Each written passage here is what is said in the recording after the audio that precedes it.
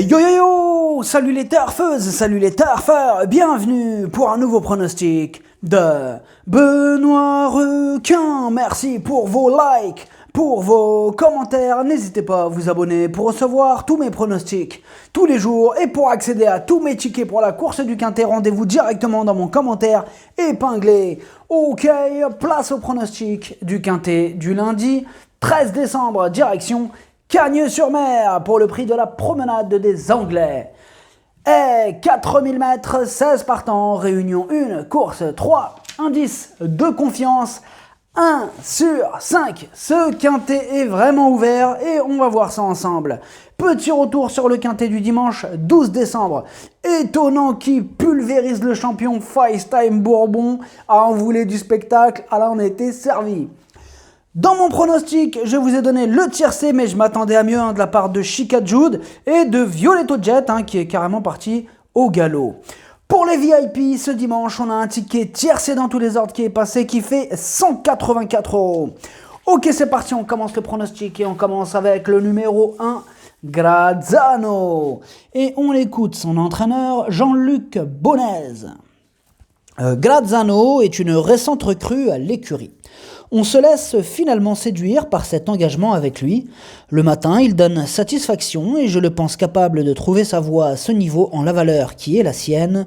Je ne serais d'ailleurs pas surpris de le voir conclure à l'arrivée lundi. Un terrain souple ne serait pas fait pour le gêner, bien au contraire. Alors, ce que j'en pense de Grazzano, tout d'abord, c'est lui mon cheval de complément en cas de non partant. Alors, Grazzano, il vient de terminer deuxième à réclamer le 27 novembre. Sur sa forme, une surprise de sa part n'est pas à exclure.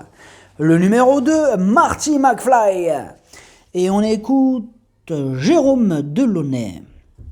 Marty McFly est un cheval tout neuf qui possède un bon potentiel et apprécie de courir avec de la fraîcheur, raison pour laquelle je l'ai préservé depuis sa victoire du 10 septembre sur le steeple de Compiègne. Il saute vite et le profil pour s'illustrer à Cagnes. À cette valeur, il me semble avoir une bonne chance. Alors, ce que j'en pense de Marty McFly, il a la pêche, il a remporté sa dernière course le 10 septembre, il a aussi pu prouver sa compétitivité au niveau qui nous intéresse. Dans un Quintet au mois de juin, il peut faire mal. Le numéro 3, Monty Saga. Et on écoute Yannick Foin. Monty Saga est un cheval qui doit encore faire ses preuves à ce niveau. Il n'a pas beaucoup de titres sur cette piste, mais a l'aptitude pour réussir sur ce tracé. Il est bien le matin, il doit se frotter à ses aînés et à des chevaux très chevronnés ici, comme My Boy, Celtior ou Brick, mais à mes yeux, il a les moyens de bien se comporter lundi. Alors, ce que j'en pense de Monty Saga, on ne l'a pas revu depuis son premier Quintet le 16 octobre.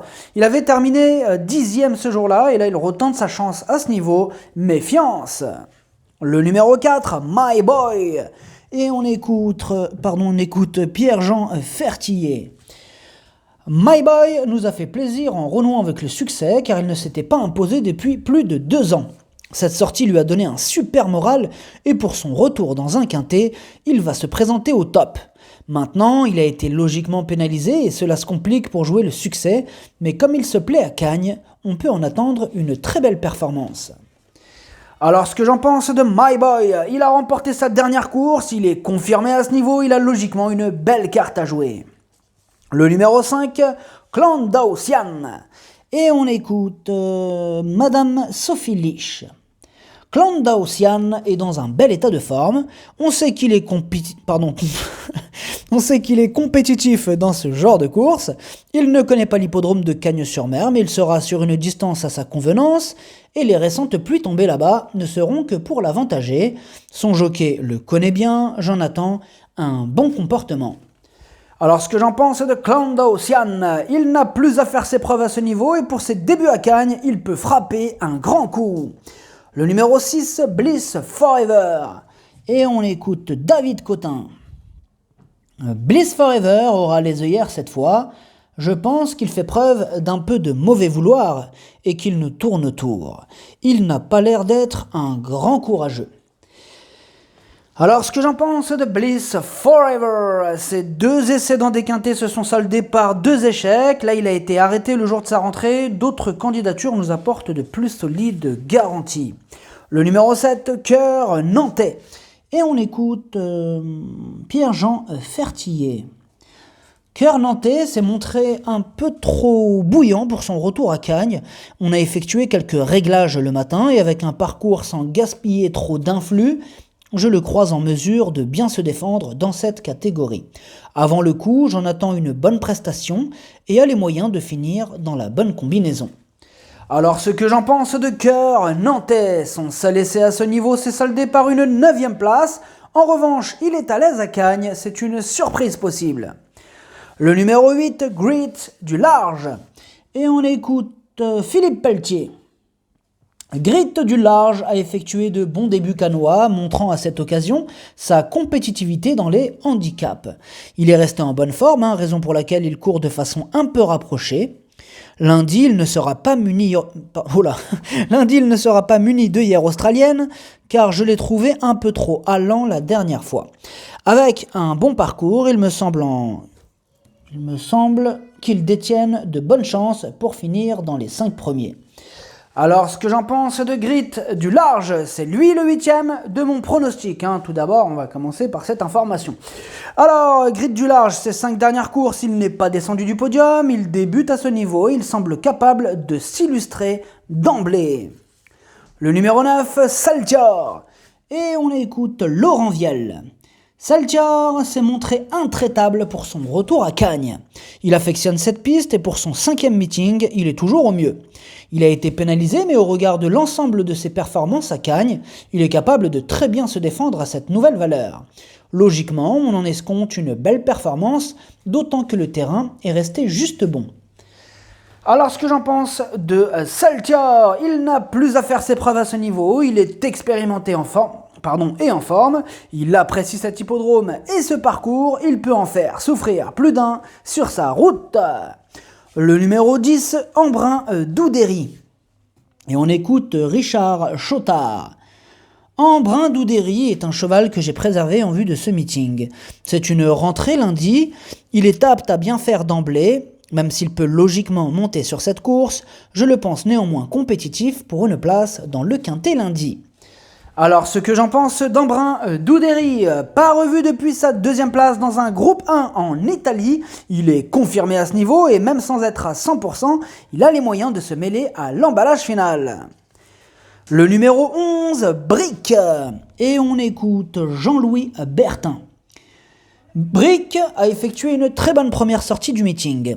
Depuis, tout va bien pour lui, il est indifférent à l'état du terrain et n'a plus à faire ses preuves sur cette piste de Cagnes. J'espère que ce sera son jour lundi. Alors ce que j'en pense de Brick, il tourne autour du pot à ce niveau, il donne toujours son maximum en compétition et il s'annonce redoutable. Le numéro 12, No Risk for You. Et on écoute Michael Serror. No Risk for You avait une belle option pour la victoire avant d'éjecter son jockey à la dernière haie dernièrement. Depuis, elle est restée en très belle forme et comme le terrain est bon à Cagnes, on effectue le déplacement. Elle affectionne les pistes rapides et avec un bon déroulement de course, je la crois capable d'accrocher une bonne place. Alors ce que j'en pense de No Risk for You, la régularité ne fait pas partie de ses principales qualités et sa réussite dans les quintets n'est pas fameuse, d'autres chevaux passeront en priorité. Le numéro 13, Cookie Lion. Et on écoute Mathieu Pitard. Cookie Lion est une jument qui fait pratiquement toutes ses courses. Je ne peux rien lui reprocher. Faute de partant, on se retrouve dans le quintet, mais bien que montant de catégorie, elle devrait bien courir. D'une part, car elle est restée en bonne forme, et d'autre part, car elle demeure compétitive en 55 de valeur. Dès lors, avec un bon déroulement de course, elle peut accrocher une belle place. Alors, ce que j'en pense de Cookie Lion, elle fait de son mieux en compétition, elle vient de bien tenir sa partie dans la course, pouvant nous servir d'ailleurs de référence. C'est encore une possibilité dans ce quintet ouvert. Le numéro 14, Cyrano de Paille. Et on écoute... on n'écoute personne pour lui. Eh oui, désolé, on n'a pas les commentaires de l'entraîneur. Alors, qu'est-ce que j'en pense de Cyrano de Paille? Il est expérimenté, il a fait ses preuves à ce niveau. Bon, il a le défaut de ne pas toujours répéter ses bonnes sorties, mais il traverse actuellement une belle période de forme et il peut en étonner plus d'un. Le numéro 15, un amour de risque. Et on écoute Mademoiselle Alice Baudrel. Un amour de risque est passé en première épreuve, ce qui complique les choses. Cela ne me paraît pas simple dans ces conditions. Je l'avais supplémenté en me disant que dans la seconde épreuve avec la décharge, il pourrait bien se comporter. Peut-être qu'il me fera mentir, mais je pars sans prétention. Alors, ce que j'en pense d'un amour de risque, il a la pêche, il a remporté ses 2 dernières courses. Là, il a été pénalisé de 4 kilos et il monte de catégorie, mais il fera encore de son mieux. Le numéro 16, R.I. Combs. Et on écoute David Cotin. R.I. Combs aurait été mieux en seconde épreuve, maintenant il connaît le tracé et peut bien se défendre. Alors, ce que j'en pense d'R.I. Combs, il a tenté 2 fois sa chance dans des quintets pour 2 échecs. Là, il retente sa chance avec cette fois-ci le plus petit poids de l'épreuve. Affaire d'impression.